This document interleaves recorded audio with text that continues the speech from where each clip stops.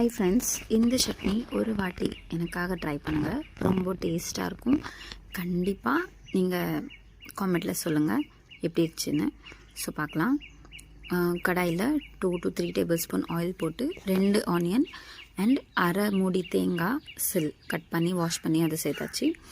ஒரு 8 to 10 பல் பூண்டு அதையும் சேர்த்து ஒரு 5-6 காஞ்ச மிளகாய் அதை சேர்த்து நல்லா வதக்கிக்கோங்க. தென் 2 டொமேட்டோ ரஃப்லி சாப் பண்ணி அதையும் சேர்த்து நல்லா மிக்ஸ் பண்ணிக்கோங்க.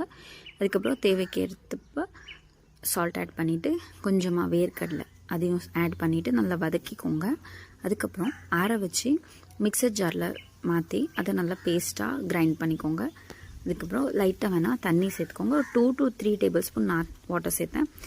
தென் அதை சேம் கடாயில் கொஞ்சமாக ஆயில் போட்டு மஸ்டர்ட் போட்டு 2-3 காஞ்ச மிளகாய் கறி லீவ்ஸ் போட்டு தென் அரைச்சி வச்ச பேஸ்ட்டை சேர்த்து நல்லா மிக்ஸ் பண்ணியாச்சு ஃப்ரெண்ட்ஸ். ரியலி சூப்பராக இருக்கும்.